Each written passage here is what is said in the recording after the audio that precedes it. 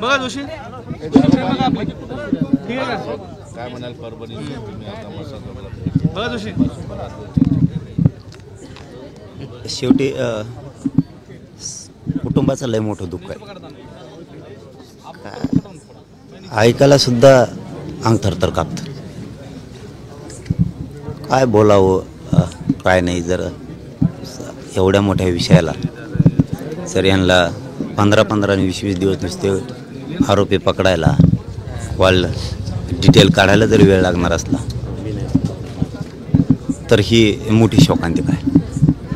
परंतु आता मी पाठीमागेही सांगितलं होतं एक 15 दिवसापूर्वी, हे आताही पुन्हा तोच सांगतो की अपेक्षा आणि आशा मुख्यमंत्र्याकडून आहेत. लोकांनी आशा धरल्यात त्यांच्याकडून की न्याय 100% मिळणार, दगाबाजी ते करणार नाहीत. या कुटुंबाने जे दुःख भोगलं आहे, जे आज त्यांच्या लेकीच्या डोळ्यात पाणी आहे, खूप दुःखी आहेत. कारण इतके निर्गुण खून हा झाला आहे. याला जर न्याय मिळत नसला तर लोकांनी मुख्यमंत्र्याकडून अपेक्षा नाही करायचे तर कोणाकडून करायचे. आणि मुख्यमंत्री त्यांच्याकडून अपेक्षा अशा आहेत की ते लवकरात लवकर याच्यात कसलेही दगाबाजी न करता, दगापाटका न करता, राजकारण न आणता न्याय देतील ही अपेक्षा त्यांनी धरली. पण आम्ही धरलेली सगळ्यांनी. पण एकदा अपेक्षाचा जर भंग झाला तर मग मात्र आमचा नाविलाज होणार आहे. कारण आम्ही न्याय घेणार आहेत, सोडणार नाहीत. 17 दिवस झाले मात्र 3 आरोपी आणखी मी तेच सांगितलं की आता की मुख्यमंत्र्यांकडून आशा आहेत. आता तरी वेळ दौडू नका. साधे चिल्लर धरायला तुम्हाला जर एवढा वेळ लागतो, साध्या 107 सारख्या केसेस होत्या तरी पोलीस उचलून नेते त्यांना. 302 सारखे गुन्हे होऊन कुठं खंडाण्या, कुठं ॲट्रॉसिटी असले गुन्हे असून जर तुम्ही लोकांना धरत नाही, तुम्ही धरता नेमका कोणाला? मग तुम्हाला तुमच्यावरचा डब्बा आणि डाग जर पुसून काढायचा असला तर तुम्हाला गोरगरीब समाज, हा मराठा समाज, याला न्याय द्यावा लागणार. तुम्हाला कोणाचाही मुलाहिजा करून चालणार नाही. हा मा आयेन त्यो मा आयेन त्यो नेता छेन फेता छेन हे म्हणून तुम्हाला चालणार नाही. तुम्ही एक पालक आणि तुम्ही एक गोरगरिबांची एक हिंमत वाढवण्याचं काम केलं पाहिजे मुख्यमंत्री म्हणून. आणि तुम्ही ते करावं. आम्ही याच्यात राजकारण करत नाहीत, करणार नाहीत. पण न्याय जर मिळाला नाही तर मग मात्र आम्हाला आमच्या पद्धतीनं न्याय घ्यावा लागणार. पालकमंत्री पदाचं देखील म्हटलं जातं. आज खासदारांनी पत्रकार परिषद घेतली, त्याच्यामध्ये मुख्यमंत्र्यांनी पालकत्व स्वीकारावं आणि काल सूर्यदासने देखील म्हटलं यावर. माझं म्हणणं कधी पण वेगळं राहतं. कारण मी गरिबांचं दुःख जाणून त्या मताशी चालत असतो कधी पण. तुम्ही आम्हाला जे आरोपी आहेत ते लवकर पकडून पाहिजेत. ज्यांचे नावं त्या कॉल डिटेलमध्ये यायला लागले, कोणी कोणाला व्हिडिओ कॉल केलते, कोणी मारताना केलते, कोणी कसे केलते, कोण खंडणीत आहे, कोण ॲट्रॉसिटीमध्ये, हे पुरेमध्ये पाहिजे. ते कुणी होय,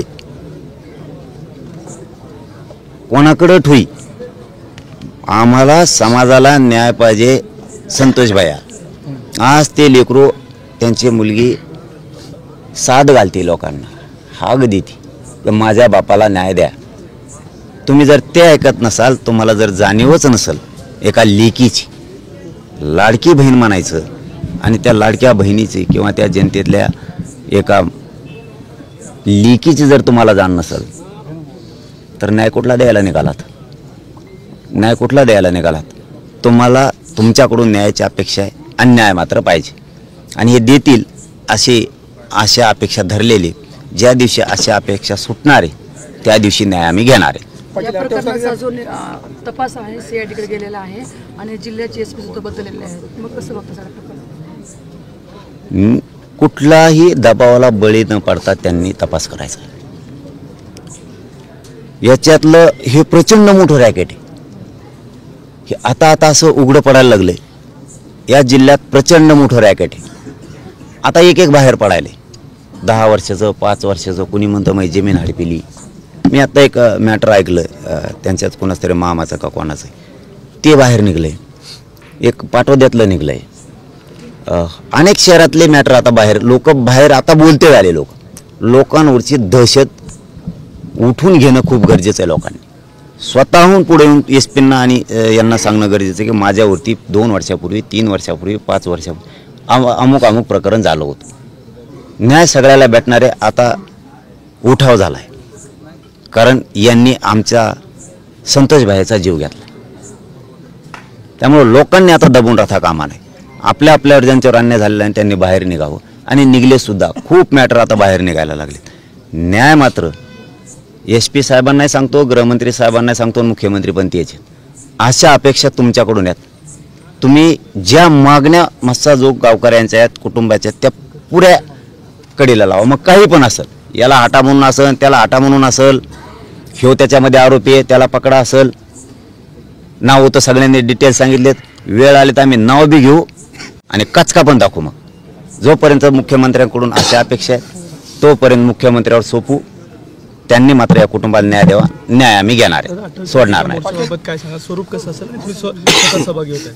आम्ही नागरिक आहे ना बाबा, जनतेच्या वतीनं तो मोर्चा आहे बीड जिल्ह्याचा, आणि मी जनता आहे ना. फक्त त्याच्यात कुणी राजकारण आणू नये एवढं माझं मत. आजच नाही तर मी 4-5 दिवसापासून हमेशाच म्हणतो. कारण एका मुलीनं, एका लेकीनं हाक दिली की माझ्या बापाला न्याय देण्यासाठी आपण 28 तारखेच्या मोर्चात सहभागी व्हावं. मग कोणाला आमंत्रण असेल, कोणाला नसेल, हे काय आमंत्रणाच्या दिवशी काय इथं काय वेगळं काही आहे का? इथं एका लेकीनं हाक दिली, तुमची लेक काय आणि गावची लेक काय एकच. म्हणून कुठल्याच पक्षाच्या नेत्यांना असं म्हणू नये आमक्याने केलं तमक्याने बोलवलंय. सगळ्या पक्षातल्या नेत्यांनी या लेकीची हाक मारली, तिच्यासाठी सगळ्यांनी धावून यावं.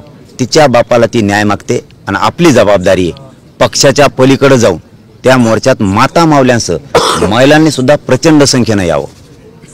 28 तारखेच्या मोर्चात सगळ्यांनी सहभागी व्हावं. या निमित्तानं जिल्ह्याची बदनामी देखील होती असं बोललं जाते. बिहार म्हटलं जातं. बऱ्याच प्रकारचे उपमास देखील दिले जात आहेत जिल्ह्याला. त्याच्यावर सुद्धा सामान्य लोकांचा याच्यामध्ये रोष वाढला. त्याच्यावर सुद्धा मुख्यमंत्र्यांनी देण दिला पाहिजे. कोणामुळे होतोय, कशामुळे होतोय.